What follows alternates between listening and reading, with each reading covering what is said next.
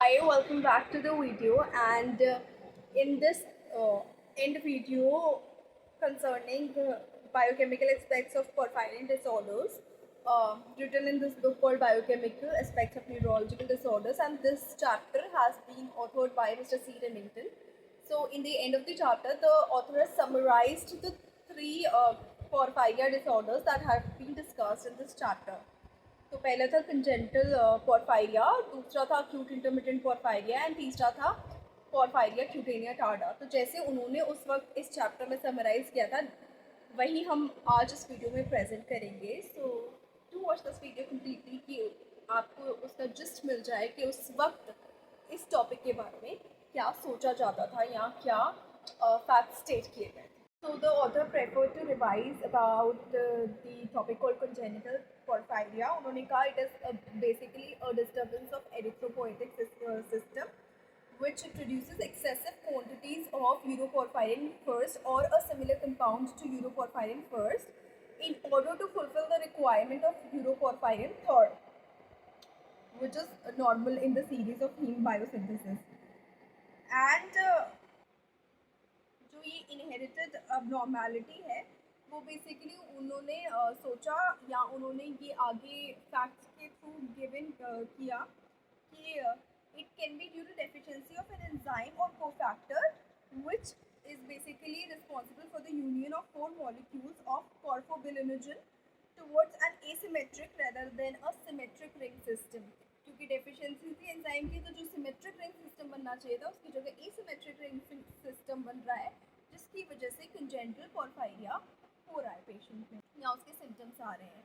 अब एक्सपेरिमेंट्स के लिए और रिसर्च के लिए, क्योंकि कंजेंटल पोर्फायरिया के पेशेंट का ब्लड चाहिए, अब हर कोई तो इस डिजीज़ से सफ़र नहीं करता और इसलिए ये रेयर ब्लड है।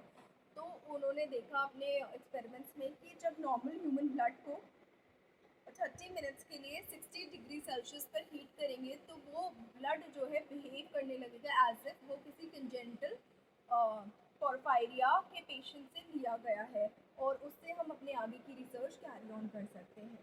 ऑथर ने एंड में समराइज़ किया है कि जो अक्यूट इंटरमिटेंट पोर्फायरिया है और जो पोर्फायरिया क्यूटेनिया टार्डा है वो हीमोपोएटिक सिस्टम की डिस्टर्बेंस नहीं है। इनफैक्ट वो उनकी डिस्टर्बेंस कहीं ना कहीं लिवर से रिलेटेड है, तो लिवर लोकस है उनकी डिस्टर्बेंस का।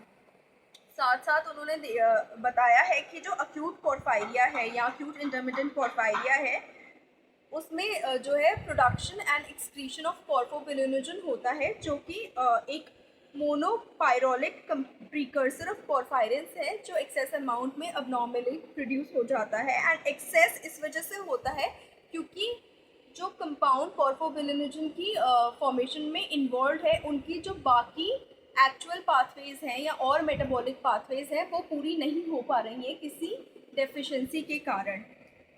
और ये डेमोन्स्ट्रेट किया था अक्यूट पोर्फायरिया लाइक सिंड्रोम, जो कि सेडोर्मिट पॉइजनिंग से उन्होंने क्रिएट किया था।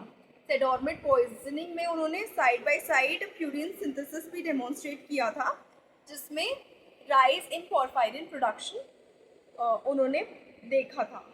तो ये तो वो जज कर ही चुके थे कि बाकी मेटाबॉलिक पाथवेज पूरी नहीं हो रही हैं जो कि सेम मेटाबोलाइट्स को यूटिलाइज करती हैं, एलिमेंट्री हैं जो बॉडी में, जिसकी वजह से पोर्फोबिलिनोजन का अमाउंट एक्सेस में प्रोड्यूस हो रहा है। साथ साथ उन्होंने ये भी जज किया कि ये बेसिकली किसी इंटॉक्सिकेशन की वजह से नहीं बल्कि किसी चीज़ की डेफिशिएंसी की वजह से है, और इसीलिए उन्होंने सोचा कि rational approach of treatment acute intermittent porphyria के केस में ज़्यादा काम करें। डेफिशिएंसी उनको मेटाबॉलिक टाइप की ज़्यादा लग रही थी।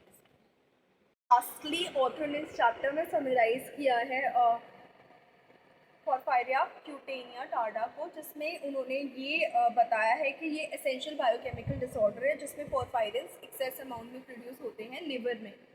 अब हो सकता है कि ये अक्यूट इंटरमिटेंट पोर्फायरिया से रिलेटेड हो, लेकिन ये भी हो सकता है कि इसकी डेफिशिएंसी किसी और वजह से हो रही हो और इसीलिए उसको अक्यूट इंटरमिटेंट पोर्फायरिया के अंडर ही नहीं क्लासिफाई किया या कंसिडर किया है।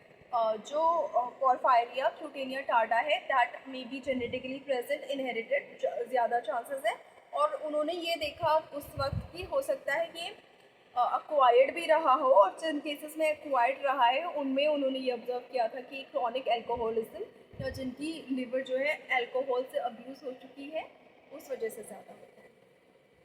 So thank you so much for watching this video. Please stay connected, like the channel, subscribe to the channel, like the video, subscribe to the channel and share this video. Bye.